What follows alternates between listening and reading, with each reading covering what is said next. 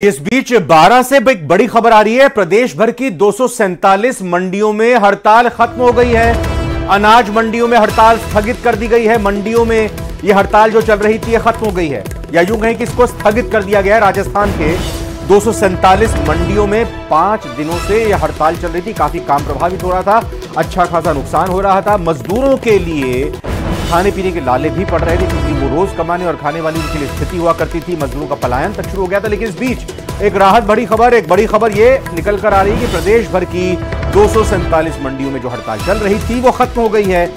अनाज मंडियों में हड़ताल को फिलहाल स्थगित किया गया है और मंडियों में चल रही हड़ताल को खत्म करते हुए अब राजस्थान की 247 मंडियों में जो पिछले 5 दिनों से हड़ताल चल रही थी, काम पूरी तरह से ठप था, खरीद नहीं हो पा रही थी। अब इन मंडियों में फिलहाल जो हड़ताल थी वो खत्म हो गई है।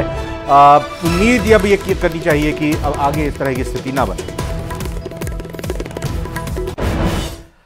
अलवर के भिवाड़ी समेत कई इलाकों में बारिश हुई है। जी हां, तिजारा इलाके में बारिश और ओले गिरे हैं। करीब 20 मिनट तक ओलावृष्टि हुई है। कल भी अलवर में हमने आपको बताया था कि बारिश हुई थी, कुछ जगहों पर ओले भी गिरे थे। लेकिन एक बार फिर से बारिश और ओलावृष्टि का दौर चला है। अलवर के भिवाड़ी समेत कई इलाकों में बारिश हुई है और तिजारा इलाके की अगर बात करें, यहां पर बारिश के साथ साथ ओले भी गिरे हैं।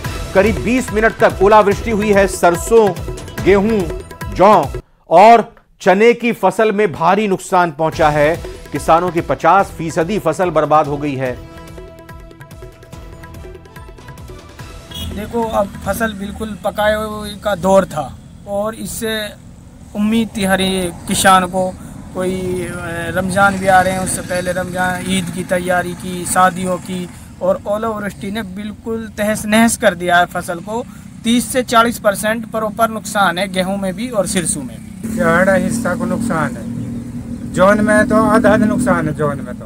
और सरसों में जो झड़का ज्यादा। सरसों में तिहाड़े हिस्सा को नुकसान।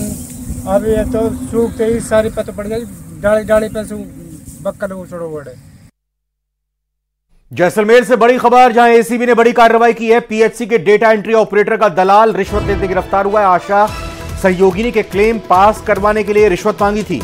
भनक लगते ही डेटा एंट्री ऑपरेटर मौके से फरार हो चुका है। डेटा एंट्री ऑपरेटर की तलाश में फिलहाल एसीबी की टीम जुटी हुई है। तो जैसलमेर की ये बड़ी खबर आप तक पहुंचाते हुए एसीबी यानी एंटी करप्शन ब्यूरो की तरफ से ये बड़ी कार्रवाई को अंजाम दिया गया है। पीएचसी के डेटा एंट्री ऑपरेटर का दलाल रिश्वत लेते हुए गिरफ्तार किया गया है। तो बड़ी खबर आपको बता रहे हैं किस तरह से डेटा एंट्री ऑपरेटर एक दलाल के मार्फत, एक दलाल के जरिए रिश्वत लेता था, उसको गिरफ्तार किया गया है। आशा सहयोगिनी के क्लेम को पास करवाने के लिए यह रिश्वत मांगी गई थी और दलाल को आगे कर दिया था रिश्वत लेने के लिए। भनक जैसे ही डेटा एंट्री ऑपरेटर को लगी, क्योंकि दलाल को पकड़ लिया गया और इस मौके को फायदा उठाते हुए दलाल के पकड़े जाने के बाद डेटा एंट्री ऑपरेटर वहां से फरार हो गया। रूपा देवी 2 दिन पहले मेरे को कार्यालय में पेश हुई थी और उसका ये कहना था कि वो आशा सहयोगिनी है और उसका पीएचसी लगता है खेतोलाई में जो डॉक्टर साहब लगे हुए हैं, उन्होंने अपने आईडी और पासवर्ड है वो उसके नीचे संविदा कर्मी है शारदा, उसमें उसको दे रखे हैं। वो सब कंप्यूटर का काम वो करती है। इनकी जो बात जो विजिट होती है और उसमें विजिट में जो क्लेम के बिल पास करने होते हैं, तो वो बिल वहाँ से पास होते हैं और वो बिल पास करने के एवज में वो कमीशन के रूप में पैसा देना चाह रही थी।